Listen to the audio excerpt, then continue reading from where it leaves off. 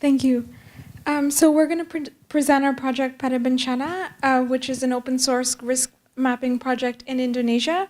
And we work in collaboration with several universities, as well as Indonesia's National Disaster Emergency Management Agency. And so I want to start with this image of the severe flooding that hit Jakarta in January 2013. And although flooding is an annual problem in Jakarta, this year was a little bit different because this was the first time it affected the central business district to this degree. And the reason for this was an infrastructure failure. And what's important about that is that no matter how much computation you have, there is no predictive flood modeling that could have predicted this event. And in a time of climate change where we have overcapacity in hydraulic infrastructures is the new normal in our cities, what we really need is real-time information that's validated and accurate, shared by citizens and government agencies to increase resilience, so that when these floods do happen, accepting that they are going to happen, we have the information that we need in order to stay safe and improve response. So what we learned from our initial research is that Indonesians love taking selfies. And in fact, we love it so much that we're going to take one right now. Okay, everyone. Smile. Okay, 1, 2, 3. Okay. And from the other side, one, two, so that she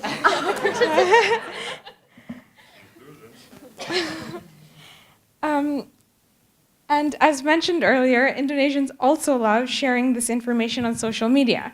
In fact, Jakarta has the highest rate of Twitter users in the world. And while Jakarta and many other rapidly urbanizing cities are often termed data scarce, I think this term comes from the fact that there are not a lot of formal data sources. But I think it's unfair to say now, in this age of internet-connected mobile devices, that these regions are data scarce, because in fact there is a lot of information. They're just in different forms. And so this is a map that we started our research with. It was supported by a Twitter data grant. It was all of the tweets about flooding in the 2013 and 2014 monsoon season. And so we see that people are actively sharing the information about disaster events on social media. And so the question became to how do we find the messages that are critical amongst this noise, and how do we get that information to the agencies that are able to respond to this, like the government emergency management agencies.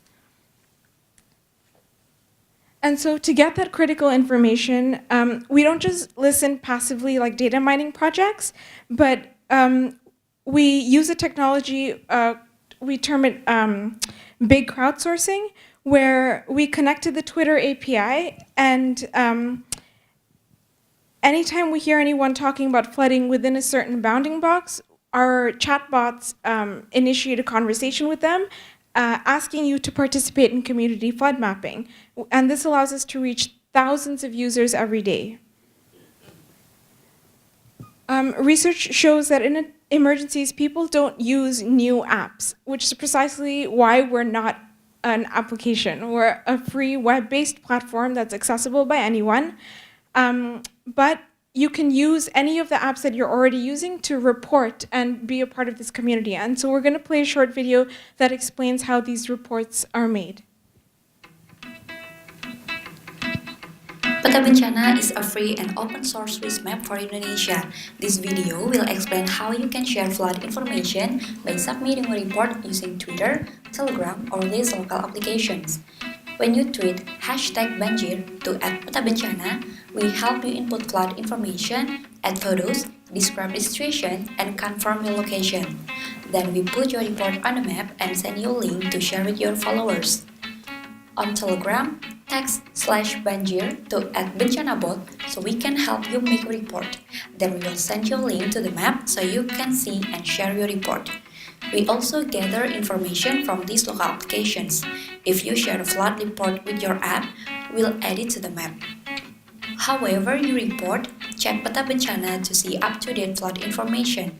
Government agencies also add flood status updates to the map, so watch for this when you navigate. When we all share what we see, everyone can stay informed, avoid danger, and reduce risk together. Visit petabencana.id to get started. And so this map shows all of the reports that we received for the 2014-15 monsoon season. And this is from earlier this year. We had severe rains in January, and this is from the morning of January 28th.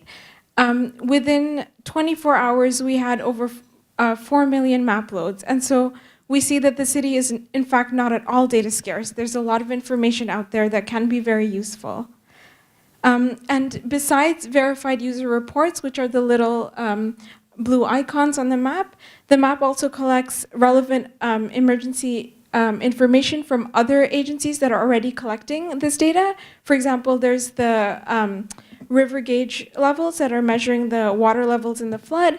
And then also the government management agencies, they view this map and they update it with real-time flood height data based on neighborhood boundaries, and that's what the colored icons are. The yellow and the orange areas signifying different floodwater levels. And so by integrating localized knowledge from a variety of sources, the map is able to provide a comprehensive overview of the flooding situation, and this allows everyone to have the information to make decisions to improve their safety. And the map has been used by thousands of residents to improve their safety over the years that we've been working in Indonesia.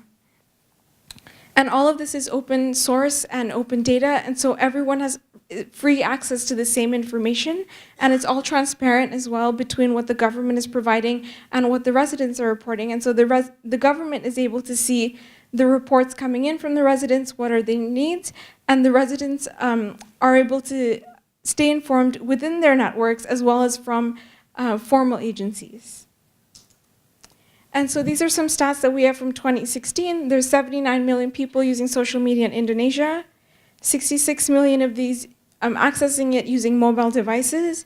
And recently we learned that in ASEAN there are 100 million more smartphones than there are people. And so our project is really simple. How do we provide tools for the next expected 1 billion users on the internet to cooperate and work together to reduce disaster risk and effectively respond to climate change? And so with that, I will pass it on to Dika to talk a little bit more about that. Thank you, Nation, for passing me by. So, hello everyone, I'm Dika from Peta Bencana also. So, as Nation explained before, that this platform is integrating in the information not only from the social media and instant messaging, but also directly from the local government, because as we know, they already have been developed the SOP of what currently happening in the field and what they're gonna act to the field. So we're kind of collaborating, we call it co-management for disaster risk reduction. So we elaborate the interaction between the government and also the local people to minimize the impact of disaster. And also by integrating this with existing information that already been built in the disaster agency management or any other disaster national government. So we're not eliminating the existing tools that they already built, but we kind of learn during this research also since it's kind of harder to teach new tools or new apps to the new people. So instead of building a new app or a new tool, we develop a new platform to integrate the whole tools that they already have, that already exist. So it easily integrate and they just can easily opening one single website or one single platform to organize the whole event. This is what it looked like during February flooding recently in 2017 in Jakarta. This is North Jakarta area. And like Nashin said, we integrating the information from the local social media users or instant messaging, and also the information from the government level into one single platform. So because there's also been a question about the validation of the social media reports, right? So by combining the whole information from the locals and also the government level, we do the validation together as a team. So these maps prove that that icon, the black dot icon, that is the flooding in the North Jakarta, which is approved by the report from the government. And also during the flood season in February 2017, we received, in a day, we received 1,100 report during a day, during the flood season. And also we got 400,000 view on our page. And to help expedite the response and increase the ability of the government to act effectively, we collaboratively working with the local government for disaster management agencies, and this is the command center in that agency. So they monitor the whole system together, and they already have also like some systems and apps, and they need a tool to just easily look at all of them in a one single page, instead of just like putting it in the every screen. It's gonna be so much confusing, right? And yeah, to adding information also, in Bandung, one of the big cities in Indonesia, the government announced and encouraged the young people and young leadership or they asked to build a new app in Bandung, and within a year they produced 350 new apps. And yeah, but none of them, like, the government will not able to access all of them, right? So instead of like building a new app and then teaching new people to do the new things, we easily adapt to all of what already been exist before, and then just integrate it into a single platform and then just easily monitor it. And this is the real-time situational overview of the flooding situation that can democratize the decision support. This picture is telling us about the information of what information that we got from the field can be very useful, not only for the government, but also to help each other, to encourage our people around us in our own neighborhood to help each other avoid danger and reduce the loss of the flood in their neighborhood.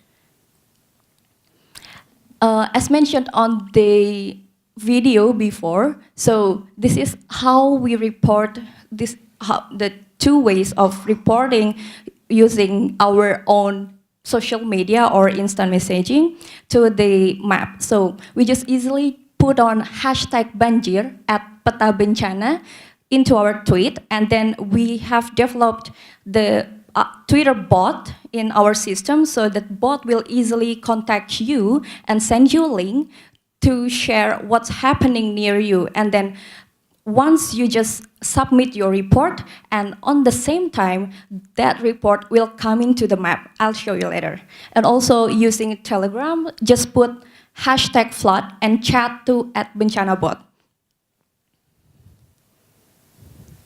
Yeah, this is the end of our slides, but I'm gonna show our web tour just a bit. If you open right now, I mean, like, if everyone have a Wi-Fi connection and want to know more about Peta Bencana, just put petabencana.id on your web browsers, and you can choose between Jakarta, Bandung, or I'm sorry. Oh, no. Here we go. Yeah. And we can choose between Jakarta, Surabaya, and Bandung.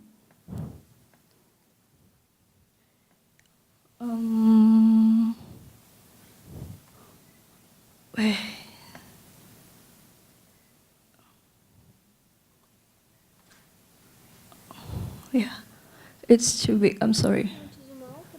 Yeah, I need to make it Smaller. Wait. Oh. Oh. Yeah, here we go. So this is our selfie picture. I'm sorry, it's too blurred. But yeah, we just did it in real time and doing a live demo about like how fast the system works. That's why we just built the auto bot to reply whatever you say on your social media or instant messaging, to reply you directly and send you a link to report and ask you more details about the current situation of your neighborhood.